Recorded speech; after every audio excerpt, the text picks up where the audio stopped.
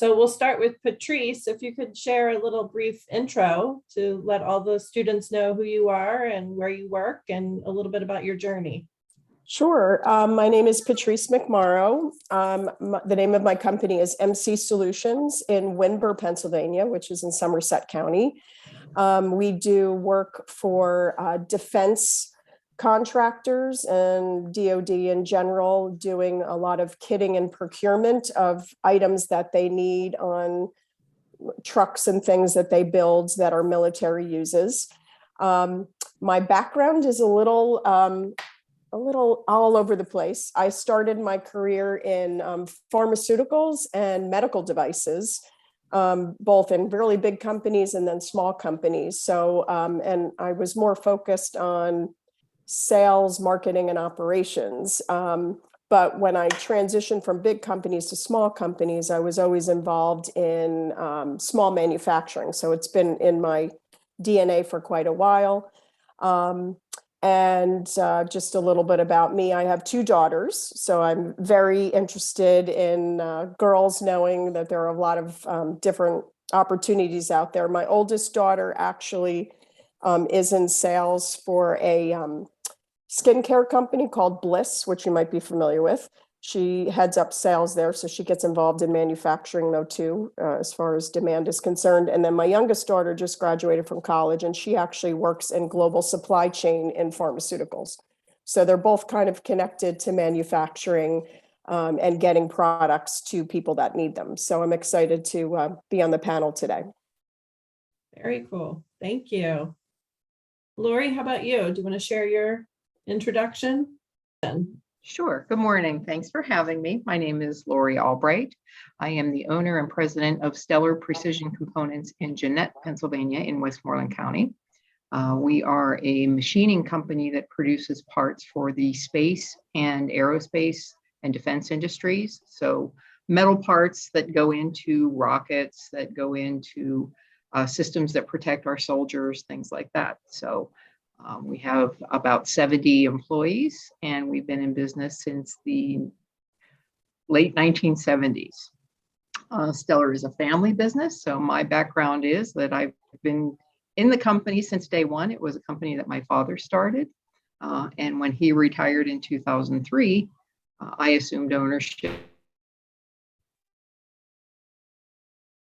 Oh, Lori's traveling, so her internet is coming in and out. While she's frozen, we'll give it one more second. And then I guess we'll jump to Emily to hear your story. Yeah, for sure. Hey, everybody. My name is Emily Siegel. I'm the founder and CEO of a company called Trek Gum. We make plastic-free chewing gum. A lot of people don't know that most gum on the market right now is made of synthetic plastic and rubber. So chewing gum is actually a one-use plastic product. So we make completely plant-based chewing gum. And I've been doing this for like 3 years now. I went to the University of Pittsburgh. My background's in chemical engineering and biology. And I didn't know what I wanted to do with my life and found entrepreneurship, and I'm in love with it. So I have a mentor from Wrigley, and her and I are working together to make chewing gums. So I'm going through and testing a bunch of chewing gums the past week. And I'm in the early stages of manufacturing. So I'm solidifying the recipe. I'm raising funds right now to try to build a little small batch factory here in Pittsburgh. And I'm learning, firsthand how the manufacturing starts from start to finish, which has been really fun. Excellent. Thank you. So let's jump into the questions. Unless Lori, did you have anything else you wanted to add? Your computer froze there. No, I don't think so. And I apologize. I won't exercise you all. Just flag me down if it's an issue and I'll sit back and listen. Again, I apologize for the poor internet service here. No worries. It happens. All right, let's start with Patrice. What hobbies and skills did you have when you were younger that you see or think had an influence on the work you're doing now?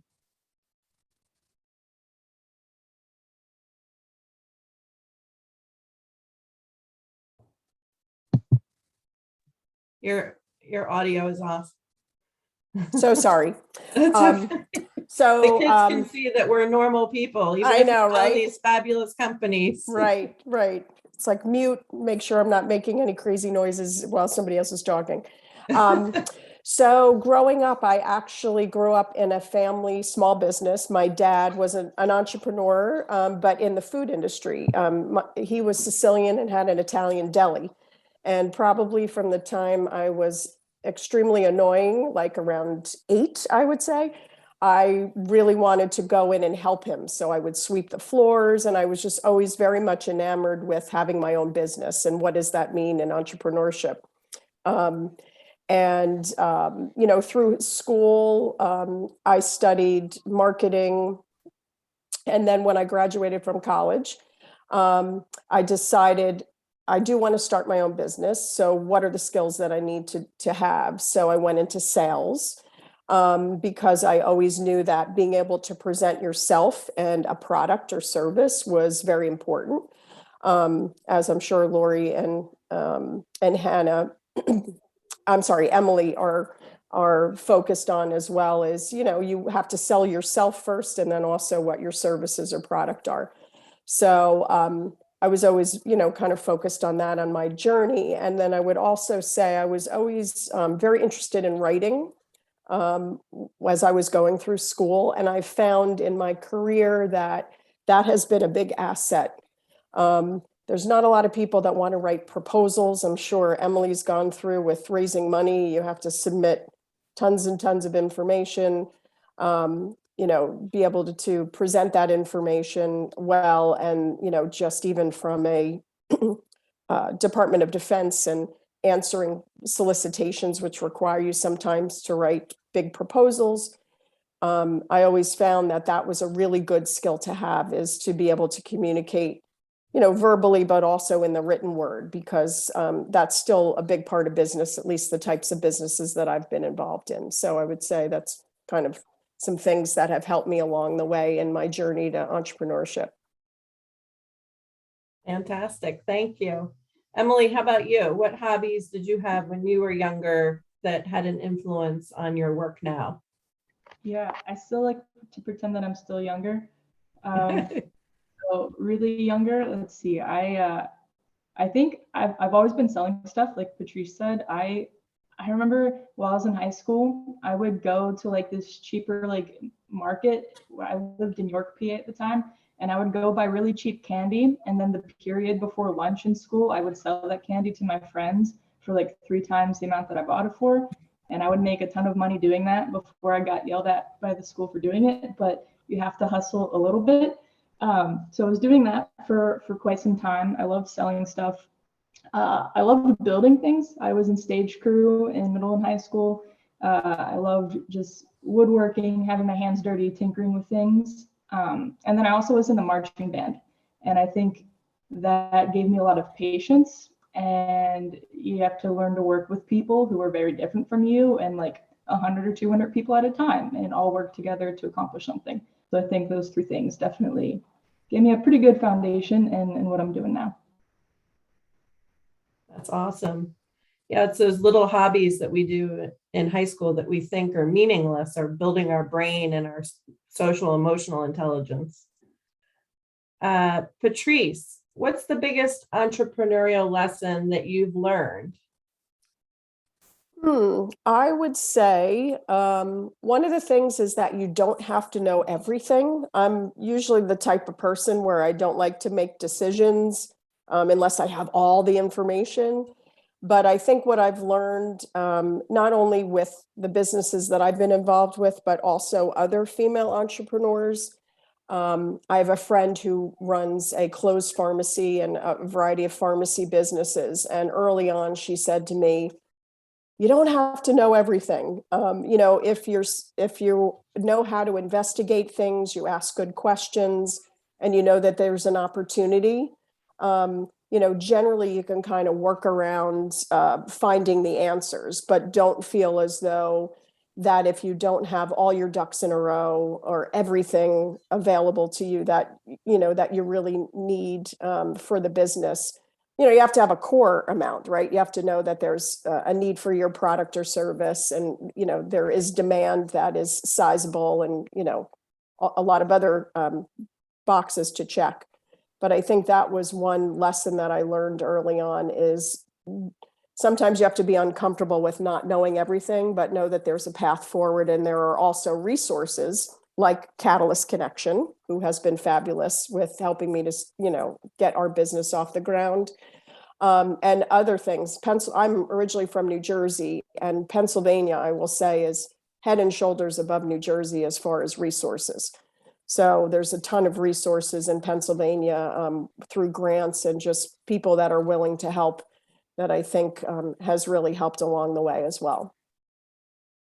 Excellent. I always tell my girls that too, that vulnerability is, and students that I've taught in the past, vulnerability is a sign of intelligence. So not knowing and being vulnerable and will encourage you to ask questions. And when you're young, you feel stupid asking, but it actually helps your brain grow that much more. And it's a sign of confidence too, when you're able to be vulnerable. Lori, how about you? What's the biggest entrepreneurial lesson that you've learned? Well, to piggyback on what Patrice said, I think listening is probably the biggest lesson that I've ever learned. And that is, you think that you need to know everything, and you think that you need to talk so that people know that you know everything, or that they'll have confidence in what you say. But when you listen to your customers, listen to your clients, learn what their needs are, it'll help you build your business. Listen to your employees, listen to advisors, listen to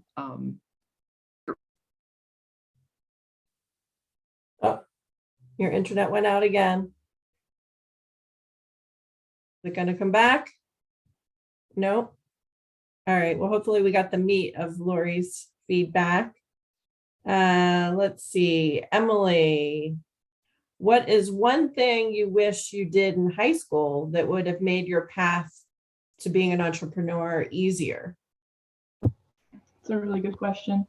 I was a nerd. I'm still a nerd, so I really love science and math, and that's awesome. But I really wish I would have taken some time to take like a business class. I think my high school, maybe my sophomore year, just started having business classes where you could learn about, here's how accounting works, and here is what it's like to make an investment pitch, and going through all those fun little details that really, I think honestly would have probably changed what I studied in college. I probably would have gone into business maybe, and not just the hard sciences. So I would have taken more advantage of the business opportunities, because to be honest, no matter what career path you go into, like Patrice was saying, you have to sell yourself. You're constantly selling yourself, and especially as a woman. And so I think foundational skills in high school would have been really helpful for the years I went through schooling. Would have been great to have some of that business insight ahead of time. Great. And let's see, who else has? Lori, what would you say or classify as the most defining entrepreneurship behavior?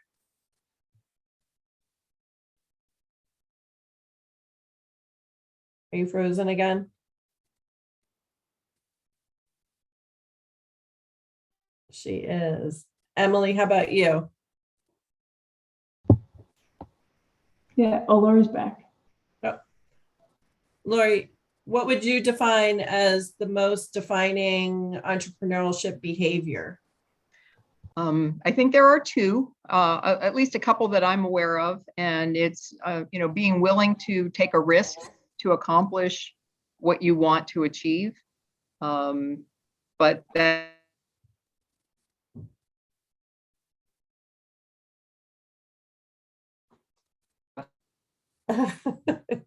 Oh, we missed the last part, but you came back. Nope. Emily, take it away. Gotcha. Man. Yeah, no, I would say, I feel like it's cliche, but being gritty. Entrepreneurship specifically is probably like one of the hardest things I think somebody can do, because it's the first time for a lot of people where they do not have a manager, they do not have someone in charge of them, they do not have someone teaching them how to do everything step by step. A lot of it is learning by failing. And so every single day when I'm working on my startup company, I wake up, I do something and I fail. And for a lot of people, they would stop. And I think entrepreneurs have this twisted sense of a personality where they're like, oh, I failed. Let's do this again. Let's just keep doing it again. And you have that mindset of just like, I'm going to fail and I'm just going to keep doing it until I win, and learn something. And I think that is what separates a lot of people from, starting entrepreneurship, but then like finishing what they set out to do. I think that really defines them. And then I would also say being humble during the whole process. Doing entrepreneurship is a roller coaster. There are some months where I feel like I'm, king of the world or queen of the world, and I feel, things are going well for me, and I got some funding here, and I won this competition, and it's great. And then a month later, I'm like, oh, I have no money. This isn't working out. My world's on fire. And being able to just keep steady during all of those highs and lows, I think is really important, because it changes so frequently how the level is, like whether you're at a high or at a low, that just remaining humble. And when things are good, being like, they'll be bad soon. And when things are bad, being like, it'll be fine again soon. Just keeping that steadiness, I think, is really important. Great insight. Lori, did you want to add anything? I think just to couple on what Emily was saying is resilience. You have to be able to roll with the punches, and that can be difficult, but it'll pay off in the end. Great. It must have been overwhelming taking over a business. I think sometimes it might be easier starting from scratch in some ways than walking in the door and taking over. Do you have any insight around that? Well, I was there from the start of the business, so at least I had come up and I had learned how everything worked, and it wasn't. I met a woman the other day who was in a similar situation to mine, but her father, who owned the company, had been injured in a car accident, and she had to take over because he couldn't come back to work. And not knowing anything, that would be something completely, as you said, very daunting. But fortunately, I had been in the company for over 20 years by the time I took over, and had learned the business very well. Seems like a mentor would definitely help along the way. Absolutely. Patrice, let's see, we've got number 6. How has your attention to detail been an impact to your business or affected your business? Yeah, I think that, not to be redundant, but a lot of the tasks that you're completing, especially when you're starting the business, really require an attention to detail. That's everything from registering your business with the state and federal government, making sure that you have, tax IDs and DUNS numbers, which are, generally required for doing business. Also, since we do some work with Department of Defense and other government agencies, you have to apply for different codes that are relevant. And then also too, so it's that kind of administrative stuff, if you will. And then also, if you have to go for financing and things like that, it always requires, and grants. So Catalyst has been very helpful in getting grants for our facility for lighting, so that Catalyst folks have helped tremendously with that, but then it still requires a lot of review of documentation and things like that, and crossing, as they say, crossing T's and dotting I's, excuse me. So, and then also just making sure, I think, to Lori's point, I think attention to detail is also rooted in listening as well. So, talking to people, potential customers, to identify what their needs are, and really being very focused on them versus us, and then being able to translate their needs into potential opportunities for my business. And so I think, listening and being detailed in that practice, I think is very important as well. It's about Very it. good. Thank you. Sure. Very helpful. And Lori, are you online? Are you able to answer that question as well? I am. I turned off the video thinking that it might help with the internet bandwidth. So wave your arms if you can't hear me. Okay, sounds good. In our particular industry, attention to detail is critical. Our parts are very, very critical end use, and they have to be absolutely perfect. And there are a lot of things that you have to learn how to do, and that is reading customer requirements, their specifications that tell you how they want you to produce their product. Technical drawings require a lot of attention to detail. The parts that we manufacture are measured into the 10,000ths of inches. And so that's, if you take a human hair and split it 30 times, that's the kind of thing that we're measuring. That's very, very detailed. It also helps you to understand your business.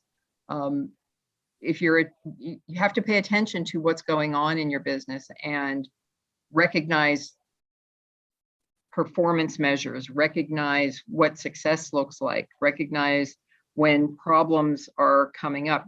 You have to solve them as quickly as possible as the owner of the business. And paying attention to those metrics, paying attention to those outcomes is critical. Paying attention to detail also helps you when you're communicating with your customers or your employees. You want your employees to be very clear about your expectations so that they can do their job well. And the other way around is you want to make sure that your attention to detail is good so that you can make everything successful, both for your customers and your employees. Very good. Thank you. Well, that wraps up our questions for you. Do any of the panelists have anything else they wanted to share about their favorite things or least favorite things about owning a company? I have a little tidbit that I think was really helpful in life and that I just would like to share.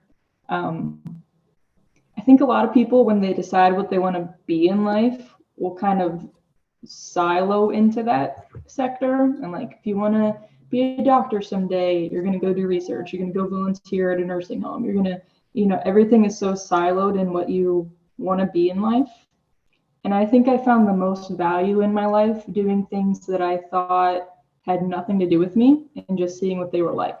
So like, while I was studying sciences in school, I would go to a random club event that had nothing to do with me. Maybe it was a weird dancing class. Maybe it was, we're debating politics. Maybe it's like anything completely random that was outside of my sector. I would go and do that because I found that I would network with people who are really cool that I would never get to meet otherwise and may be useful to have in my network later in life.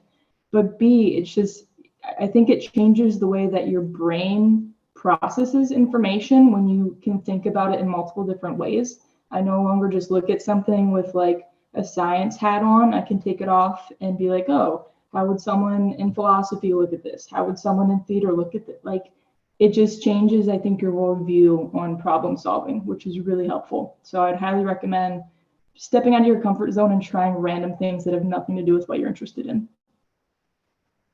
Thank you. Patrice, Lori, anything else? I think kind of to piggyback on Emily as well, and this is something that I also say to my two daughters, right? They're 26 and 22, is just always to be open to things, because kind of like what Emily's saying is sometimes if you are staying kind of like a grateful open state, sometimes opportunities come your way, and sometimes it's a conversation that you might have that has originally nothing to do with your business. And then, it turns to, oh, really, I work in that field, or I know somebody who does. So I think just remaining open to possibilities and opportunities is super important. And then also, I guess, from a control perspective, I think, entrepreneurs, I think, like to be in control of things, right? We like to set our path and go forward. But sometimes, I guess it's, you have to relinquish that a little bit, and again, be open to things, but then also never feel as though you're out of control. Like Emily was just saying, sometimes you're like, I'm so stressed out. I got about 25 things to do and I'm not sure when I'm going to do it. But if you can kind of just say, just take a breath and say, you know what, I know I'm going to get it done. I'm going to start to cross them off the list. Sometimes crossing off 2 important things is better than trying to get 25 things done. So I think it's just, maintaining a good balance between being open and, and calm, if you can do it. Sometimes it's hard to do, but, so it's a goal that I have on a daily basis. So One day at a time. exactly. Sometimes 1 hour at a time. So. Lori, do you have anything else you wanted to add? And then I've got a little comment here from Scott I could talk about. Don't be afraid to fail. You learn a lot from what you perceive as your failures, and that teaches you how to build resilience. It teaches you how to solve problems. If you just keep yourself insulated and don't stretch yourself a little bit, you don't make any progress. And you really have to put yourself out there and be willing to fail and pick up the pieces and start all over again and do it better. It's a great way to to learn how to do things differently and more successfully. Great. So insightful. Thank you so much for sharing your insight and helping all of us grow and learn from your journey. Scott wanted me to mention that it's National Manufacturing Month. I see a bunch of girls in the background in the class. So this question's for you. Why should you consider a career in manufacturing, whether you own your own company or work for another company? Why should a girl work in manufacturing? Is that just for guys? What are your thoughts on that? I'll jump in on that. Yeah, I think when I was in high school and heard the word manufacturing, I was like, oh, like that's some sweaty dude in a labor shop doing some hard, heavy equipment, like dirty, dungy, like that's a rough job. And I've completely changed my perception of what manufacturing is. And like manufacturing right now is so cool that I wish I would have known about it while in high school. Because honestly, you don't even have to go to college to be in manufacturing, but manufacturing touches AI, robotics, automation, 3D printing, like using CNC machinery, like all of these really cool new modes of technology are completely like found in manufacturing and are things you could do all day long. So if you're into robots, do manufacturing. If you want to learn how AI and virtual reality is working, you can find it in manufacturing. Like there's so many cool, modern and innovative things happening in that sector that I wish I had a different mindset about it while I was in school. Fantastic. How about the students? Do you guys have any questions or thoughts around that idea? We can't hear you, Ms. Woods. I'm sorry. Go ahead. Do you want to go first, Ms. Woods? Well, Chloe and I were just commenting that we don't necessarily have anything that we want to share, but we just want to say how thankful we are and to have some role models to look at, to envision the future of, Chloe is very interested in owning her own business someday, and she creates sugar scrubs. So, when you think of manufacturing, don't necessarily think of creating lotions or body scrubs, but that's a part of manufacturing. So we appreciate the opportunity to hear from the role models and help us. So thank you so much. Chloe, maybe you can sell to Whole Foods or something like that. I think it's really great for a woman being in manufacturing industries because the decision-making part of a woman's brain develops before men. So I feel like it's really great for the business if they, really know what they're doing. And Actually, I don't know what I was going to say. Why am I up But that is true that women or companies that have diversity have much higher success rates, financially successful. And women have happier employees too. There's a lot of research around that. And we need both sides, and left brain, right brain type of thing. That's why you make good teams too. Emily, Scott, Hannah, and I are completely different people. But that's why we work well together, because we each bring something unique to the table. I and oh, I'm sorry. Go ahead. I'm sorry too. So I did have one, I guess I have one question, because I think, and you guys touched upon it when you talked about like grit and resilience, but I often think that like the mental health issues that could potentially come up from being a woman entrepreneur, you know, I just wonder if you could touch upon that and like some of the things you do in terms of making sure that you are resilient and strong enough to face whatever adversity or the difficulties that may arise. Yeah, so I just was interested in that, like the mental health aspect of being an entrepreneur, because I think it is very stressful. So just wondered how you manage those types of issues. Ms. Woods, that is such a good question, and I'm thankful that you're a teacher that thinks about that, so thank you. Before I joined this, I was at therapy. So I go to therapy every week, and that's how I am able to manage all of the hats that I wear, not only as a founder, but as a human being. So important. I wish, honestly, that I would have been in therapy long before I was 26 years old. It can be so isolating and challenging, especially being a woman, and I'm a solo founder, so I don't have a teammate doing this with me. So there are many times where you're making huge decisions and you're doing it by yourself. And like, I don't come from a family who has a business background at all. Like my mom is a teacher, dad's in the military, like they really know nothing about business. And so I felt very alone making a lot of those decisions, except for like mentors I was finding along the way.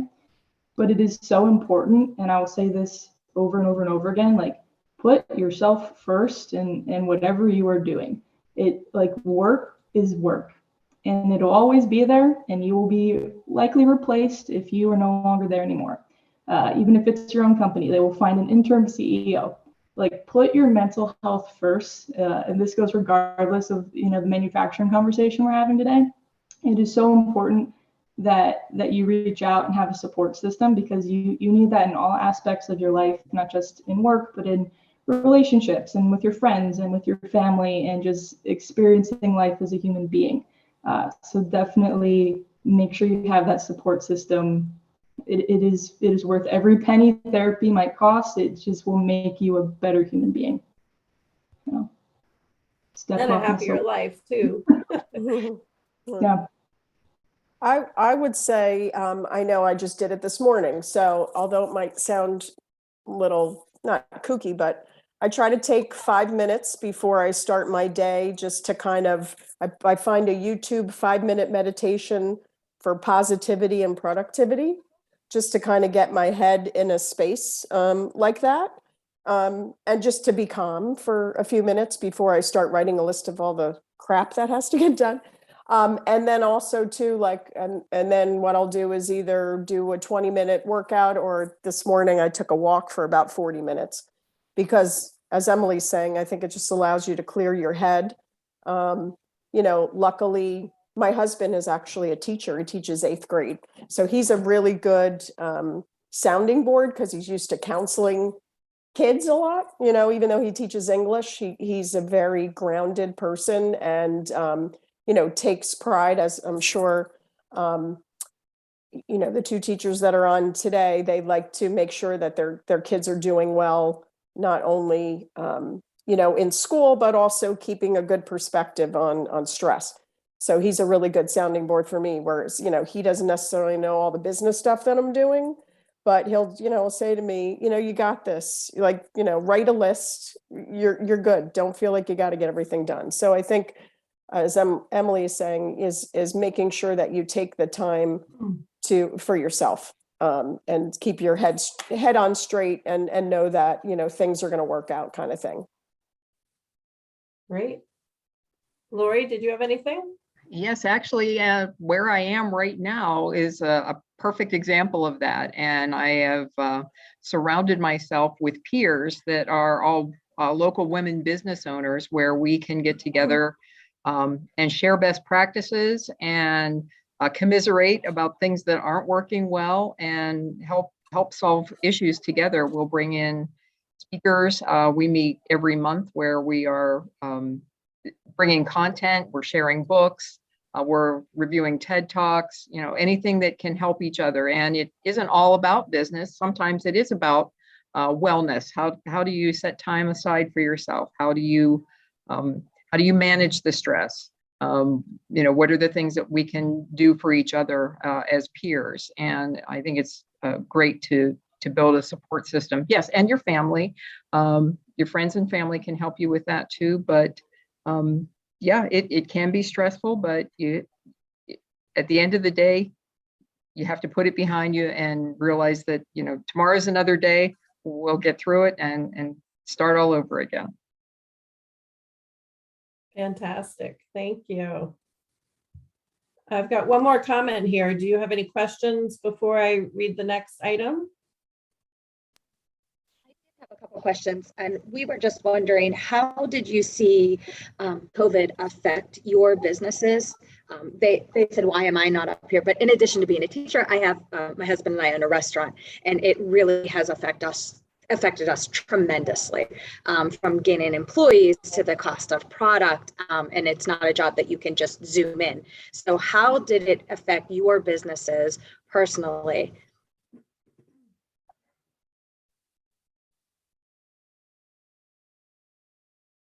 Well, I mean, I can jump in here. So my partner and I actually started our business in May of 2020, right in like the heat of COVID.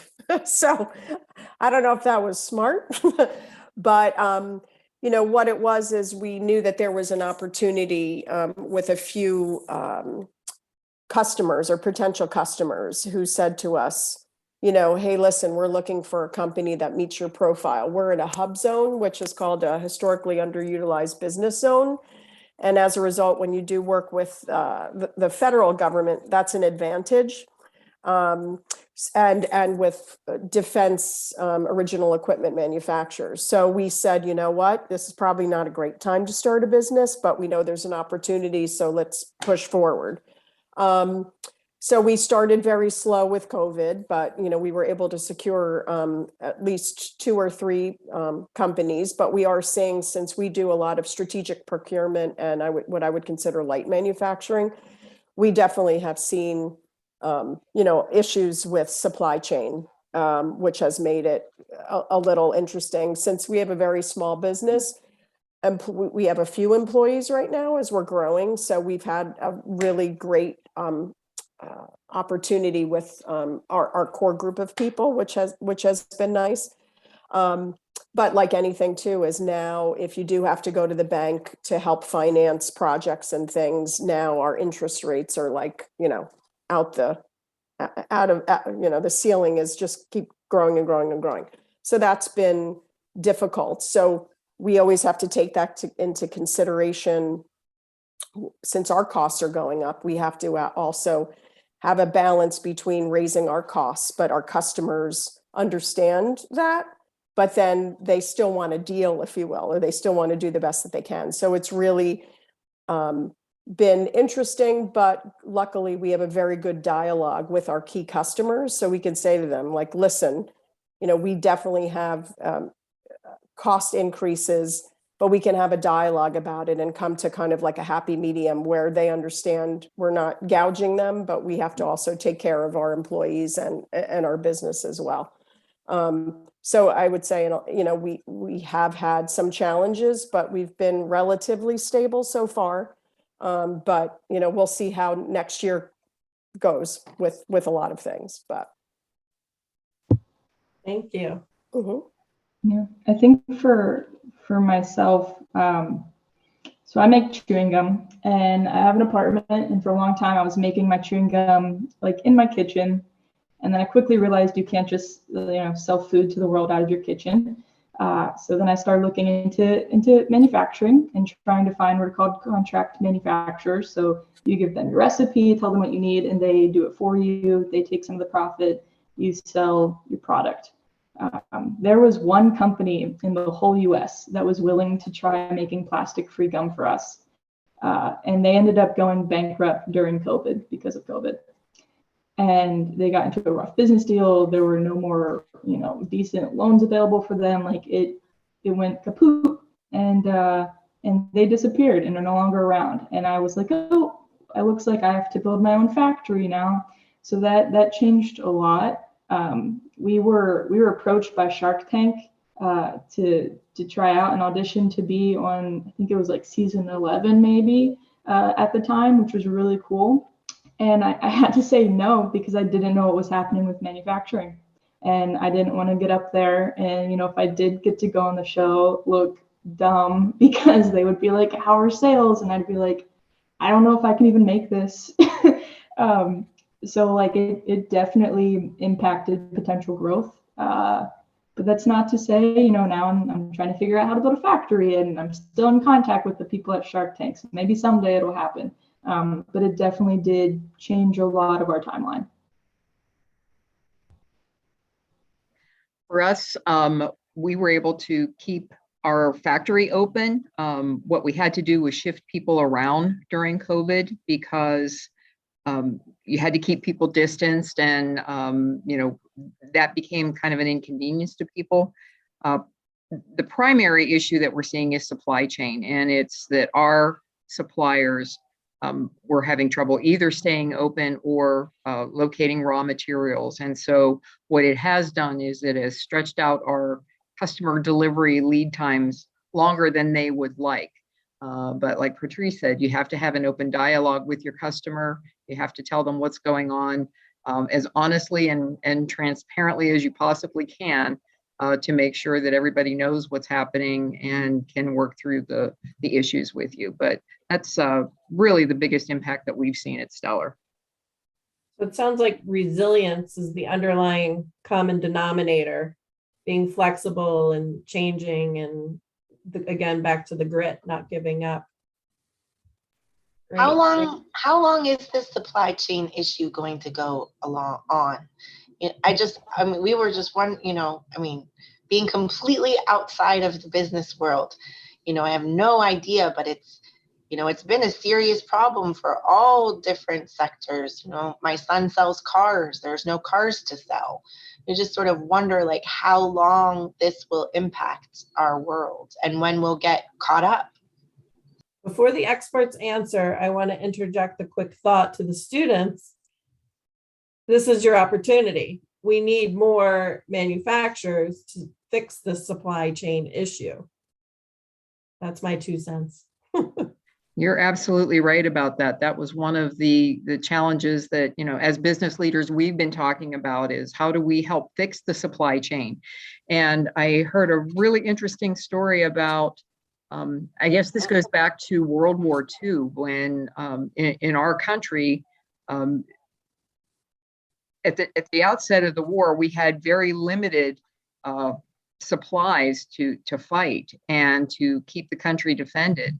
And everybody stepped up and people started businesses and people executed well. And in a relatively short time, we're able to really make the U.S. a superpower in preparation. And it really is a critical issue. We really do need to have more people going into manufacturing in order to help mitigate this issue.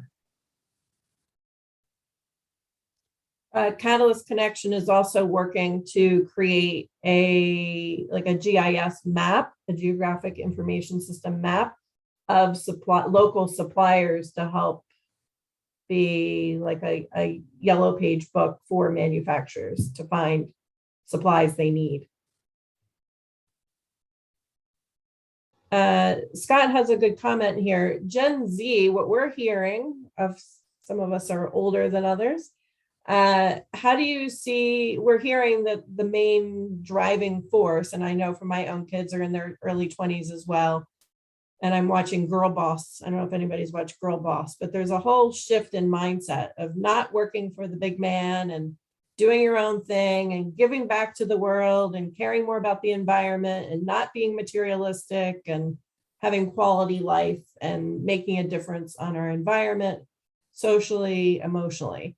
So who in the classrooms is thinking about being a manufacturer, and have you thought about that as well? What is your role in your company development ideas and making a difference in the world?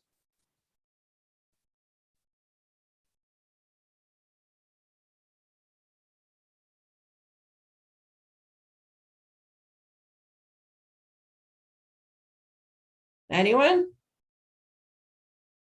Everyone's shy today?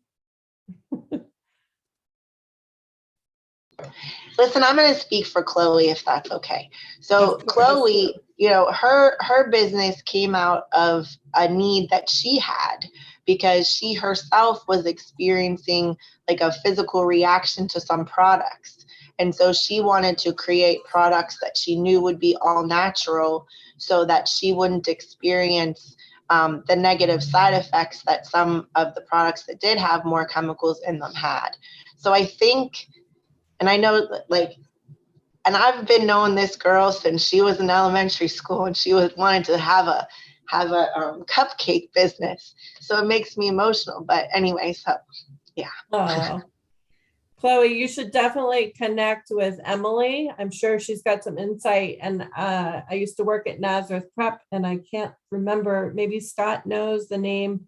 There was some high school competition where you could win lots of money, kind of like a mini Shark Tank, where you propose your invention and then you get scholarship funds to help it grow forward. So I know Emily would be a connection. And if I can think of that nonprofit that leads that, I'll reach out to you through Hannah as well. I'll throw a link in the chat too. This year's technology TRETSI conference, whatever it stands for. It's a teacher education conference that's happening on Martin Luther King Day in January. It'll be hosted at South Fayette. And one of the things that they're going to have at this year's conference is a student pitch competition. So something that I encourage any of your students that have ideas of things, and there's criteria and stuff. You can see it on the website. Like I said, I'll throw the link in the chat, but I thought it was exciting. And one of the people coordinating the student pitch competition is Penn State, New Kensington, and Penn State in general. And Penn State has been having a lot of conversations with Mark Cuban, who's from Shark Tank, as was mentioned earlier, but is a native Pittsburgher, and around some entrepreneurial Shark Tank-like activities in Pittsburgh that his foundation might support. So a lot of different entrepreneurial programs and opportunities in Southwestern PA, but that was one of top of mind as far as that pitch contest. The students might find very interesting. So I'll throw that link in the chat here in a second. Thank you. Yeah, Chloe, my daughter both my girls have autoimmune stuff. It seems like everybody today has 5 different diagnoses. So I'm a huge advocate of your mission there to develop something natural. It astounds me how we have so much food and things on the shelves that we know cause cancer. But it is a science, because some of the natural things people are allergic to, so it's tricky. But definitely get yourself out there and build your confidence by speaking, and join some of these competitions so that you can start getting some money. Emily, what's the name of that Honeywell investor? Would a product like hers work for that, where you put your pitch out there and then individual people can donate money and invest in your company? Honeycomb. It's kind of like Kickstarter, but my friend George runs it. It's actually a really cool company. If you've ever been on Kickstarter, where like someone has an idea and you're trying to raise maybe $50,000 for it, people can invest and get your product back in return. The way that Honeycomb Credit works is it allows people in your local community to like invest in businesses within their community. That way they feel tied and connected to what they're investing their money in. And rather than getting product back, they actually earn a little bit of, you just end up paying them interest. So your local community acts as your bank rather than working directly with a bank. So it helps build customer retention and loyalty too. It's really cool. Yeah. My husband done this before. We invested in a coffee shop. Well, it's mostly him. I don't even know what it is in Lawrenceville, and he just got a payment for it. So keep us posted because we could pitch in a little bit for that too. Right. Yeah, definitely. I'm happy to connect with any of your students. And I feel lucky and also very overwhelmed at the amount of things that I'm aware of now happening. So happy to share any resources, contacts, however it can help. Patrice and Lori, do you have any final comments that you'd like to impart? I guess kind of again, since I have two daughters and I'm constantly chatting with them about opportunities, I think it's just, be open to things. Sometimes you think you're going down one path and then you kind of say, you know what, like Emily, I mean, I'm sure Emily's studying though the sciences is certainly helping even, in this endeavor big time, right? But sometimes you think I was one of the ones that always knew I wanted to do business, whatever, I guess, because I started out helping my dad, that many, many years ago. My husband started out, who's a teacher, worked on Wall Street, and he was a finance major because he thought, went to college in the 80s, everybody should go into business. And he really had a passion for teaching and working with students. So he pivoted completely to other careers. So I guess when you're thinking about, what you might want to study in college as well, I would also kind of encourage you to make sure that you pick if you decide to go to college, if you pick a university that has a good undecided program, because when you're 17, 18 years old, you might not know exactly what the heck you want to do, which that's how it was with my kids. And I said, you know what, don't put pressure on yourself.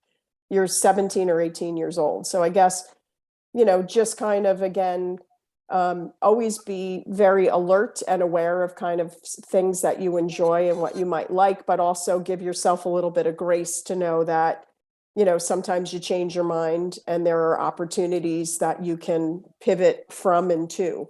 So, just always kind of be open, I think is a good way of moving forward as you, get higher up in your schooling and look at what you might want to do. Good advice. Lori? I would suggest internships or summer programs. Learn different companies. If even if you have a slight interest in what somebody's doing and you approach them, hey, could I shadow somebody for a while? See if I could learn what you do here. If there's anything at all you have interest in, I would almost guarantee that most business owners would be happy to do something like that. It helps you, it helps them, helps you explore the things that you want to do and also what you don't want to do. Because what you don't want to do is, as Patrice was saying, study, in a 4-year program and then graduate with something that you really don't like at all. So explore what's out there, ask questions, listen to your heart. Excellent. We just had an open house at Mill 19, and that was the advice of one of our panelists as well, to do an internship. He was homeschooled, did an internship at a manufacturing company, then went to CCAC, and now he's at CMU. So that's a great way to get experience and not feel pressured to commit to anything and see what you like and what you don't like. And if you're interested in being an entrepreneur, it seems like that would be a fabulous experience to grow and understand more about all the processes that are involved that you might not think of. Excellent. Well, Catalyst Connection is happy to help in any way we can. Emily is actually spearheading helping small new manufacturers succeed, which is part of our connection to Patrice and Lori and a couple hundred other companies. So if we can help you get started and launch your own entrepreneur company, or connect you directly into careers in manufacturing or internships, Catalyst Connection as a whole has a lot of connections, and we're trying to help the companies succeed by helping them find the talent they need and give them the resources they need to grow. So please reach out if you decide college is not for you, or even if college is for you, or starting your own company.